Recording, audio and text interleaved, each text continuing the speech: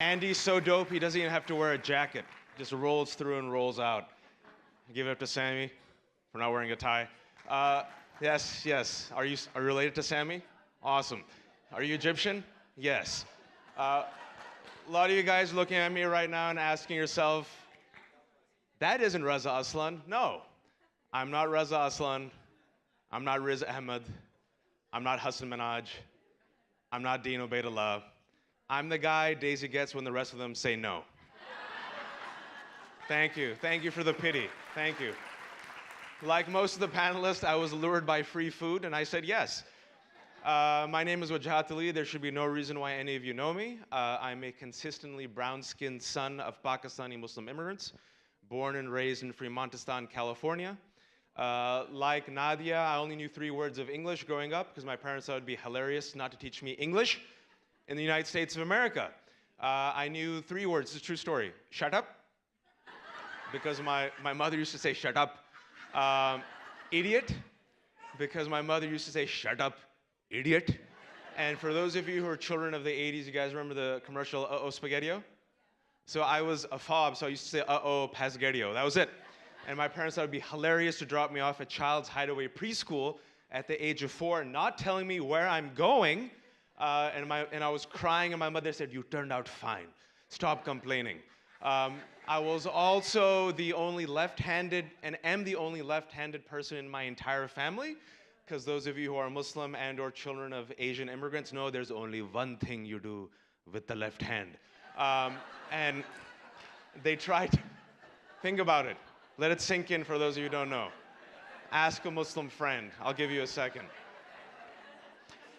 They used to hold my, this is a true story, they used to hold my left hand behind my back and throw tennis balls at me, thinking that's what would convert me to right-handedness, and instead the tennis balls used to bounce off of my stomach. And Wasif Chacha, who passed away, came in one day and saw this happening and said, let it go, he's left-handed, let it go. So let's do a recap. I was brown, Muslim, left-handed, no English. I was also very healthy. Healthy is a South Asian euphemism for saying big-boned. Big-boned is a euphemism for saying thick. Thick is a euphemism for saying mashallah. And mashallah is a nice way of saying fat. I was very fat. I was so fat, and then you guys will say, how fat were you? I was so fat that the only pants that I could wear were something called husky pants. And for those of you who don't know where this is a true story.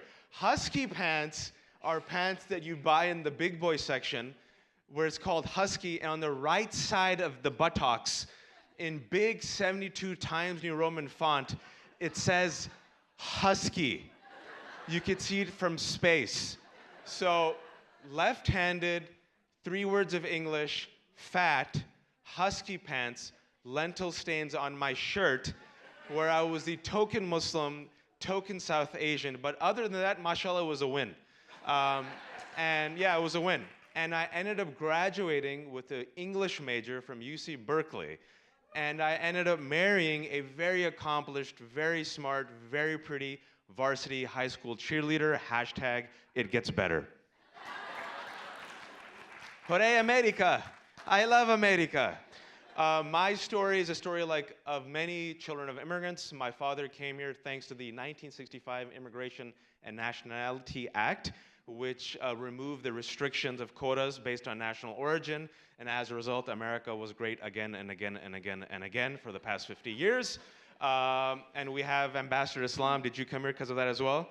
That is Ambassador Islam. He was an ambassador for America. And if you think about it, that meant America sent Islam overseas. So thank you to Ambassador Islam. There was a time when Islam was sent overseas by America.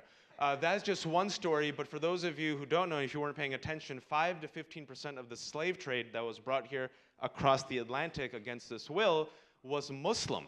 And so Muslims have been in this country for over 400 years, and if you really think about that, that means Muslim blood, soil, pain, dreams, hope, and labor have fertilized this country's soil from the beginning. However, if you look at the data for the past 6 years, they say about 60 to 65% of Americans say they don't know a Muslim. What they do know about Islam and Muslims, unfortunately, is very negative. And the stereotype and the image and the narrative of Muslim is, and I'm not making this up, it's a media term, something called rage boy. I'll repeat it, rage boy. If you take out the smartphone and you do a Google image search, rage boy, you will see the image of rage boy. It's a media term. You've seen the image before. It's become a meme. You've seen on headline news, on magazine covers. You can see it right now. Bearded, brown, belligerent, angry, anti-woman, anti-Western, anti-Semitic, anti-deodorant, filled with rage. Something foreign, something hostile, something to be feared. 1979, the image became of the Ayatollah Khomeini with the Iranian Revolution, the Islamic Revolution, and then coinciding with the American pop culture. Who was the villain in 1979 in the World Wrestling Federation? Anyone? Iron Sheikh. 2 points for that. And what was the Iron Sheikh's finishing move? 5 points. 5 cultural points. Not decapitation. The camel clutch. Yes, really, not making it up. In the 80s, the villain was this brown bouillabaisse of the Middle East because Palestine and Libya, and then 1989, 1990 became Saddam Hussein, foreign, brown, enemy. 9/11 happened, and it was Osama bin Laden, and now it's ISIS. However, throughout, there have been 3 to 4 million American Muslims who have diverse narratives because American Muslims are the most diverse religious communities in America. We are, according to all the studies, we are moderate. I don't know what that means. It's a good word. Awesome. We are mainstream. I don't know what that means. It's a good word. Awesome. Above average, we're economically successful, and American Muslim women are the most educated women of any religious community, just behind Jewish American women. It's awesome. You can takbir that to terrify everyone. Takbir. Is everyone terrified? MashaAllah. All right, good. And we, mashallah, elected a Muslim president twice. Too soon? Too soon? He was Muslim. Thank you, white hipsters and liberals, for Barack Hussein Obama. He's not Muslim. He's not. Just calm down. He's not Muslim. But if he was Muslim, would it be a problem? Should it be a problem? We live in interesting times. Before I introduce this video, it's a 3-minute video of notable Muslims, because apparently Muslims have to be magical in order to be known. The utility and value of Muslims, especially after 9/11, especially after terrorist attacks that killed 3,000 people, has been the following. You're a good Muslim if you're somehow promoting national security, and you're a bad Muslim if you're not. All right? And I'll give you an example. This was the 2016 DNC. All right? This is President Bill Clinton. This is the exact quote. If you're a Muslim, I'm not getting paid, so I'm just saying whatever I want.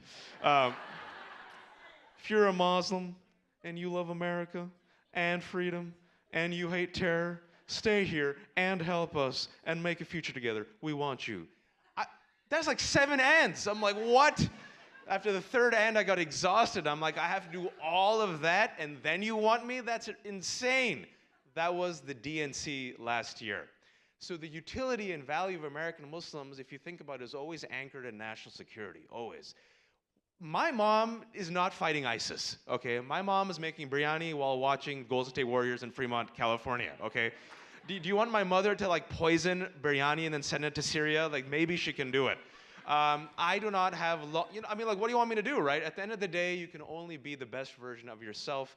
And there are American Muslims who, and I'll mention this, when I was a senior at UC Berkeley, the 2 towers fell, I was 20 years old, and my fate, instead of joining the Indian Student Association, I joined the Muslim Student Association. And instead of learning how to bhangra, I became a student leader of the MSA. And you know, the 9/11 terrorist attacks happened, and I was a 20-year-old student leader, and at the drop of a dime, before Wikipedia, for those of you know, I had to be a walking expert on the drop of a dime on all things Muslimi. And I was asked to be a representative of 1,400 years of Islamic civilization and 1.7 billion people. And if I messed up, my entire people would be indicted, convicted, and sentenced by a nameless judge, jury, and executioner who would always hold my loyalty in question. And on the drop of a dime, since then, you have to be an expert if you are a Muslim representative on Islam, Quran, Sharia, Hakim Olajuwon, fatwas, Hamas, Hummus, Salman Khan from Bollywood, and everything in between. It's exhausting. It's exhausting. But since that time and before then, we've had Muslims who have engaged with art and culture and storytelling. And at that time, in 2001, my teacher was Ishmael Reed. Andy, I know you know who Ishmael Reed is. African-American Pulitzer Prize nominated MacArthur genius, who took me aside and he said the following. I was in his short story writing class. He said, listen, I see what's happening to Muslims, and as a black man, I could tell you your people are going to get hazed for the next 10 years. It's going to be tough. As a black man, we've been going through this for centuries. The way we fought back is through art and culture and storytelling. So I'm going to take you away from the short story writing class, and you're going to have to write me a 20-page play. What are you again? I said, fat? What? He goes, are you? I said, I'm Muslim, Pakistani American. He goes, yeah, write me an American play like Death of a Salesman or Fences, but from a Muslim Pakistani American perspective. You have 2 months, write me 20 pages, bye. And art and storytelling and culture is a way not only we fight back, it's not only medicinal, it's not only a way we reflect the reality of America, but it also gives us a space to imagine in an America that envelops and celebrates all of us, of the many diverse narratives that have existed here and will exist here for the next 1,400 years. Give a round of applause to the 35 notable American Muslims who are contributing a verse to the evolving rough draft of the American narrative. Thank you. Assalamu alaikum.